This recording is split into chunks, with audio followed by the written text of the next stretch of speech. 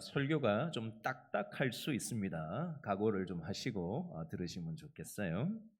자, 저를 한번 따라해 보시기 바랍니다. 나는 영적으로 생명이 있는 사람인가? 다시 따라하세요. 나는 중생한 사람인가? 이 질문에 대한 답을 오늘 말씀을 통해서 살펴보려고 합니다.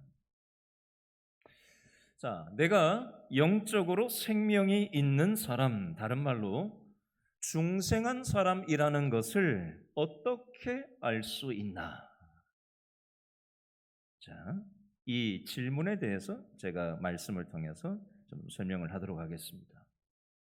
자, 아기들이 소리를 내서 울거나 움직이는 것을 보면 아기가 살아서 태어나 있다는 것을 증명할 수가 있죠. 그러니까 생명을 가지고 있다면 어떤 형태로든지 그 생명이 표현되게 되어 있습니다. 예를 들어 보겠습니다. 제 딸아이가 지금 22살인데 이 아이가 2003년도에 캐나다 토론토에서 태어났어요. 그때 사스라는 전염병이 돌아서 우리나라에는 별 영향이 없었지만 그 당시 캐나다에서는 이 사스 감염 때문에 중국하고 캐나다 오가는 사람들에게 감염이 돼서 그 당시에 251명이 사스에 감염이 됐고 사망자가 43명이 나왔었어요. 100명이 감염되면 17명 정도가 죽는 꼴로 죽었으니까 치사율이 17.1%였습니다. 치사율이 굉장했습니다. 제 아이가 태어날 때 캐나다 토론토하고 미국 북동부 지역에 전기 공급이 한 3일 정도 끊겼던 적이 있어요. 그래서 전기가 들어오지 않았을 때 아이가 태어났어요. 그런데 이 아이가 태어나서 큰 소리로 울었어요. 제가 좀 목청이 큰 편이거든요. 제 딸아이가 제 목청을 닮았나 봐요. 큰 소리로 병원에서 막 울어제키니까, 그죠? 옆에 있던 누워서 그냥 이렇게 쌩글쌩글 웃으면서 잠자던 애들도 제 딸아이가 그냥 막 왕 하고 우니까 옆에 애들도 그냥 따라서 깨가지고 막 울기 시작하는 거죠. 그랬더니 간호사가 와가지고 빨리 좀 와가지고 보호자 와가지고 빨리 애 지금 젖 먹이고 좀 애가 안 울 수 있도록 해달라고 그렇게 요청했던 걸 저는 선명하게 기억을 하고 있어요. 자, 제가 이 얘기를 왜 하냐면요. 살아있는 아기는 울고 보채고 자신이 가진 생명을 표현하게 되는 거예요. 한마디로 얘기하면 육적으로 살아있다라는 증거가 되는 겁니다. 그렇죠? 자, 이 도입 내용을 가지고 오늘 본론으로 좀 넘어가겠습니다. 자, 육적인 생명의 증거가 있는 것처럼 영적인 생명, 다른 말로 하면 중생한 사람도 마찬가지라는 겁니다. 영적 생명이 있는 사람은 오늘 읽은 요한 1서를 통해서 네 가지 증거를 영적 생명이 있냐, 중생한 사람이 맞냐라는 증거를 네 가지 측면으로 요한 1서를 통해서 오늘 살펴보려고 합니다. 자, 첫 번째, 예수님이 그리스도이심을 믿는 것을 보면 이 사람이 영적 생명이 있는 사람인지 알 수 있어요. 근거 구절이 오늘 본문인데요. 요한일서 4장 1절, 2절을 통해서 예수님이 그리스도이심을 믿는 것에 대해서 뭐라고 표현되어 있는가 다시 한번 읽어볼까요? 요한일서 4장 1절, 2절 다 같이 시작. 사랑하는 자들아, 영을 다 믿지 말고 오직 영들이 하나님께 속하였나 분별하라. 많은 거짓 선지자가 세상에 나왔습니다. 이로써 너희가 하나님의 영을 알지니 곧 예수 그리스도께서 육체로 오신 것을 시인하는 영마다 하나님께 속한 것이요. 아멘. 자, 추상적인 용어들이 잔뜩 있어서 개념이 확 들어오지가 않는데요. 간단하게 엑기스를 추려가지고 설명드리면 이렇습니다. 저를 따라 하시죠. 그냥 예수님은 하나님이시다. 두 번째예요. 따라합니다. 예수님은 성부 하나님과 동등한 분이시다. 세 번째예요. 그분이 하나님의 아들로서 육체로 오셨다. 요한일서 4장 1절 2절이 요 내용이에요. 이 사실을 믿음으로 받아들인 사람, 이 사람이 영적 생명이 있는 사람의 증거라고 오늘 성경은 얘기하는 겁니다. 자, 이 표현을 요한일서 5장 1절에 또 다른 표현으로 한 번 더 강조하는데, 요한일서 5장 1절을 한번 펴보시겠어요? 요한일서 5장 1절. 요한일서 5장 1절 다 같이 시작. 예수께서 그리스도이심을 믿는 자마다 하나님께로부터 난 자니 또한 낳으신 이를 사랑하는 자마다 그에게서 난 자를 사랑하느니라. 예수께서 그리스도이심을 믿는 자마다 하나님께로부터 난 자다라고 말씀하는 거예요. 자, 고린도전서 12장 3절인데요. 그냥 저를 따라서 하시면 돼요. 고린도전서 12장 3절. 성령으로 아니하고는 누구든지 예수를 주시라 할 수 없느니라. 성령 하나님께서 우리에게 믿음을 집어넣어 주셔야, 믿음의 씨앗을 성령 하나님께서 우리의 영혼에 집어넣어 주셔야 누구든지 예수님을 내 인생의 주인으로 모셔드릴 수 있다라는 말씀이에요. 예수님이 내 인생의 주인이라고 말한다면 그 사람 안에 살아계신 하나님이 계신다는 증거가 되는 것이고, 이 사람은 영적인 생명이 있고 다른 말로 중생한 사람이라는 것을 알 수 있는 첫 번째 증거가 되는 것입니다. 자, 두 번째, 영적인 생명이 있는 사람, 다른 말로 중생한 사람의 두 번째 증거를 요한 1서에서 한 번 더 찾아보겠습니다. 저를 따라 하시죠. 계명을 지키는 것을 보면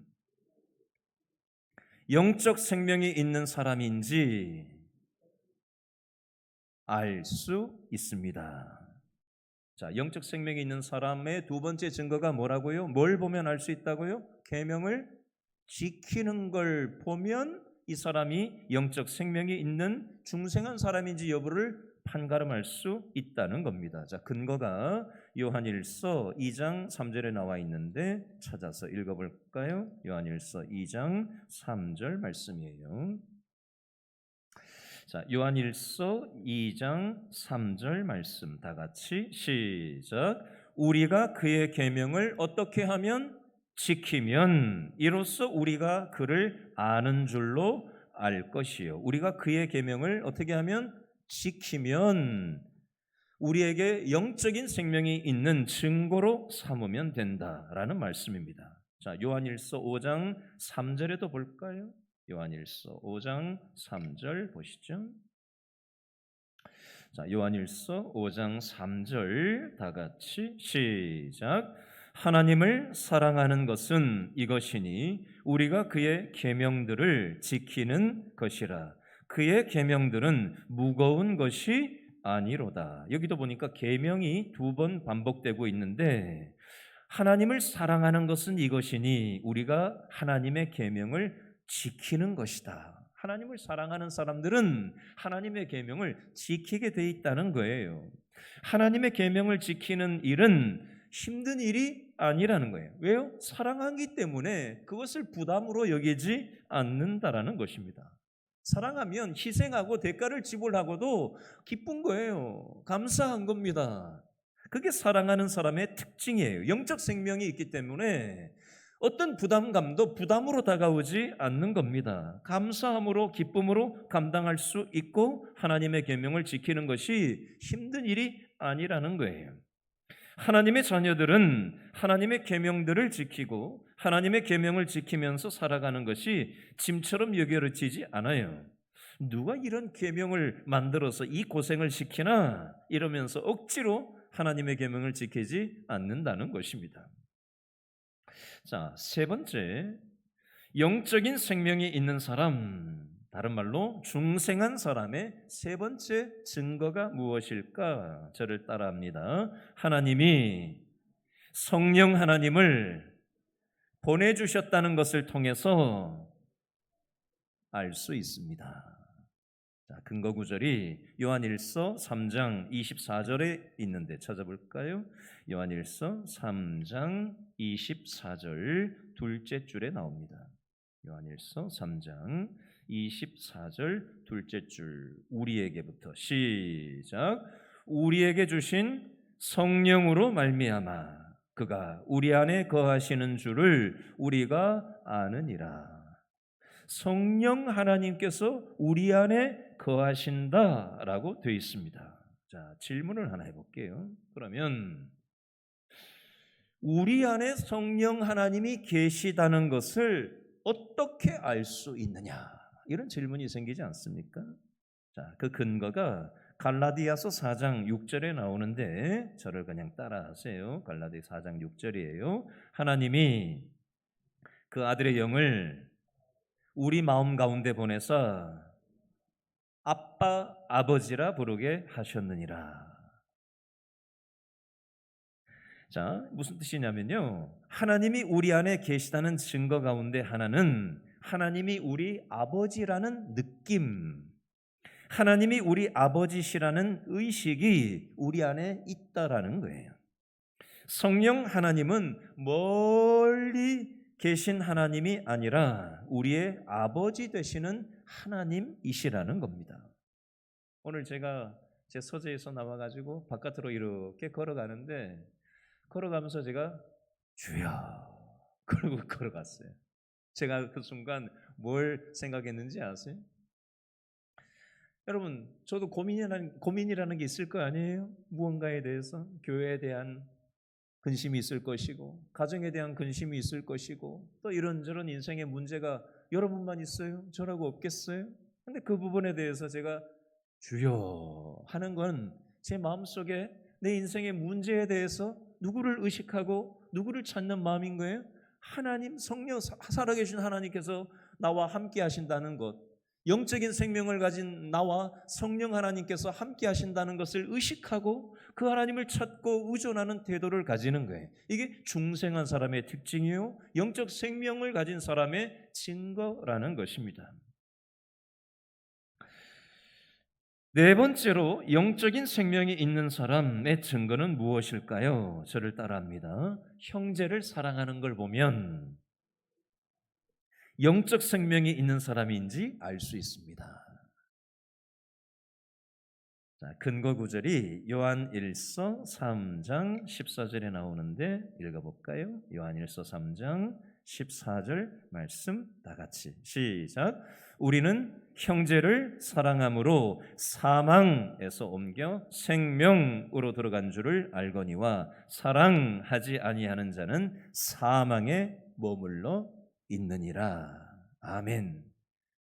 영적 생명이 없는 사람들은 사망에 머물러 지내는 거예요.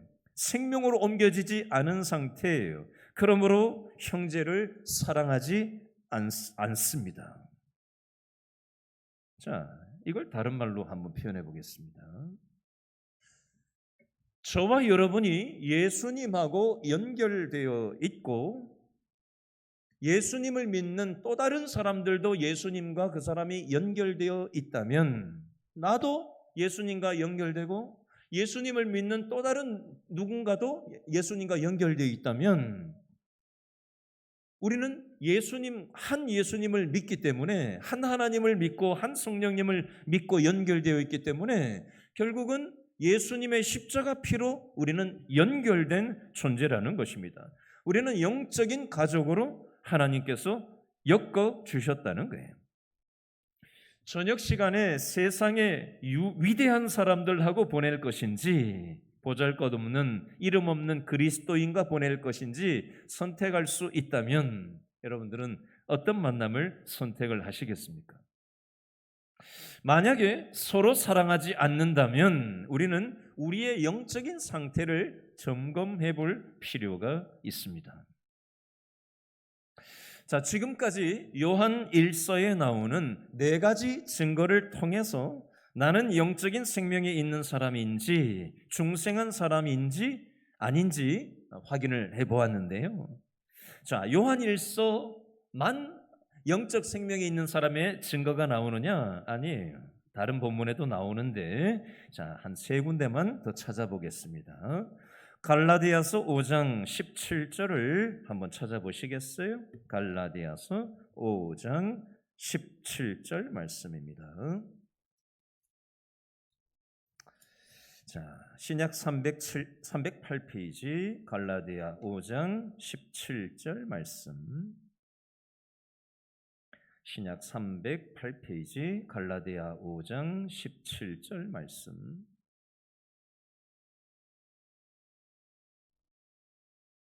갈라디아 5장 17절 다 같이 읽습니다. 시작. 육체의 소욕은 무엇을?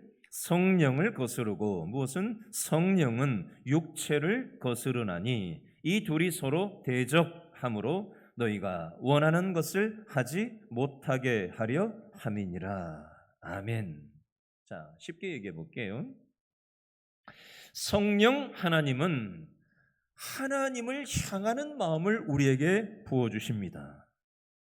그런데 사단 마귀는 육체 어둠을 향하는 마음을 우리 속에 작동시켜요. 자, 영적인 생명에 있는 사람의 다른 증거는 무엇이냐? 하나님이 원하시는 것과 사단 마귀가 원하는 것이 내 속에서 충돌이 일어나는 것을 느낀다면 이 사람이 영적 생명이 있는 사람인지 알아볼 수가 있어요.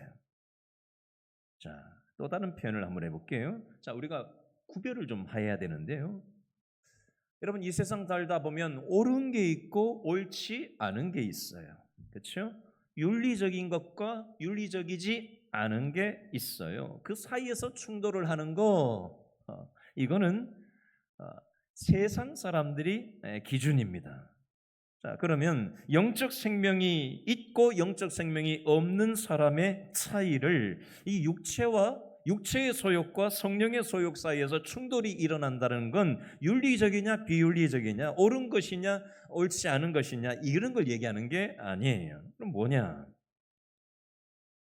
영적인 생명이 있기 전에는, 중생하기 전에는 내가 절대 기준이 되는 거예요. 내 자아가 절대 기준이 되는 겁니다. 내가 내 인생의 모든 상황을 통제하고 내가 내 모든 것이 내 행동에 달려있는 인생을 살았어요. 그런데 영적 생명이 있는 사람, 다른 말로 중생한 사람은 내 안에 또 다른 영이 내 안에서 역사하고 나를 세상의 기준과는 다른 기준으로 살아가게 만들고 하나님의 진리를 생각하는 마음을 부어주시는 거예요. 사단 마귀의 존재를 더 민감하게 의식하면서 살아가게 됩니다. 우리가 영적 생명이 없고 중생하지 않은 사람이라면 사단 마귀는 우리한테 별로 관심을 안 가져요. 우리를 그냥 던져놔도, 내버려둬도 우리는 사단 마귀가 원하는 대로 살아가기 때문에 사단 마귀는 영적 생명이 없는 사람들한테는 별로 관심을 두지 않습니다. 내버려 둡니다. 그런데 우리가 영적 생명을 갖고 나면, 중생하고 나면 사단 마귀는 비상이 걸리는 거예요. 가만히 내버려 두지를 않아요. 우리에게 관심을 갖기 시작합니다. 왜요? 사단 마귀의 말을 들으려고 하지를 않거든요. 그래서 영적인 공격이 오게 되고 영적인 싸움이 오게 되는 겁니다. 이게 바로 육체와 성령이 충돌한다라고 하는 갈라디아서 5장 17절의 의미가 되겠습니다. 자, 다시 한번 갈라디아 5장 17절을 읽어보겠습니다. 시작. 육체의 소욕은 성령을 거스르고 성령은 육체를 거스르나니 이 둘이 서로 대적함으로 너희가 원하는 것을 하지 못하게 하려 함이니라. 여러분, 신앙생활 하다 보면 하나님 뜻대로 살고자 하는 마음의 소원이 있는데, 그죠? 내 욕망대로 살고자 하는 인간 본성이 확 올라올 때가 있잖아요. 그죠? 신앙생활 하다 보면 이 두 사이에서 충돌이 일어나서 되게 힘들 때가 있지 않습니까? 오늘도 가정생활하고 직장생활하고 세상살이 하다가 하나님 뜻대로 살고자 하는 욕망도 있는데 인간의 본성, 사단 마귀가 주는 세상의 욕망이 그냥 훅 올라와서 이 두 사이에서 나는 이것밖에 안 되나 하는 그런 어떤 마음의 갈등을 혹시 가진 경험이 오늘 있으신가 모르겠어요. 제가 언젠가 한번 말씀드렸을 거예요. 최근에 설교 때 한번 인용했었는데요. 제가 대학 다닐 때 제 자취방 옆방에 있던 애가, 제가 대학을 마치고 그날 저녁에 일과를 마치고 방에 딱 자취방에 들어가는데 배낭을 하나 메고 신발끈을 묶고 뭔가 화가 난 표정으로 애가 씩씩거리고 있었어요. 너 왜 그러냐? 어디 가냐? 주말도 아닌데 어디 가냐? 그랬더니 저한테 했던 말 뭐라 그랬다 그랬죠? 제가 기억나세요? 사단하고 싸우러 간다. 저는 신학교 다니지 않았어요. 그때 일반 대학 다녔어요. 걔는 경영학과 다니고 저는 정치외교학과 다녔어요. 근데 사단하고 싸우러 간다라고 진짜 화가 나가지고 얘가. 저는 그때 깜짝 놀랐어요. 이런 세계가 있나? 사단하고 싸우러 저렇게 화가 나가지고 기도원을 가려고 하는 그 대학 동아리 동기를 보면서 뭐지 저거는? 저는 그때 신앙이 굉장히 약했거든요. 그 모습을 보면서 영적인 세계가 있다라는 것을 깨닫게 됐던 그런 계기가 된 것 중에 하나였어요. 우리는 감정의 싸움, 지식의 싸움, 네가 높냐 내가 높냐 인간하고 싸우는 게 아니라 영적인 세력과 싸움이 있다라는 것에 눈뜰 수 있어야 하는 것입니다. 이 사단 마귀가 우리에게 공격하고 있다라는 것을 의식이 될 때, 깨달아질 때 우리는 내가 영적인 생명이 있는 존재구나라는 것을 증거로 확인할 수 있다라는 것입니다. 자, 영적 생명이 있는 사람, 중생한 사람인지 아닌지 확인할 수 있는 증거가 또 하나 있는데요. 자, 따라합니다. 하나님을 알고자 하는 마음을 가졌는지 보면 영적 생명이 있는 걸 알 수 있습니다. 자, 질문을 하겠습니다. 여러분, 하나님에 대해서 알고 싶어 하는 마음이 여러분에게 있으세요? 그 사모하는 마음, 하나님에 대해서 더 알고 싶어 하는 그런 마음이 있느냐라는 것입니다.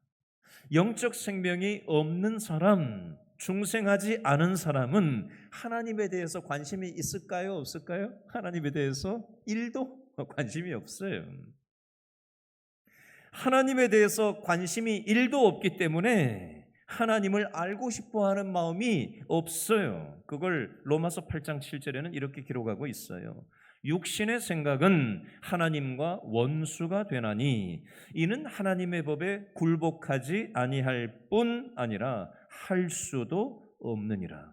골로새서 1장 21절에 보니까 전에 악한 행실로 멀리 떠나 마음으로 원수가 되었던 너희를, 쉽게 얘기하면 영적 생명이 없는 사람, 중생하지 않은 사람은 하나님을 미워하고 하나님을 원하지도 않아요.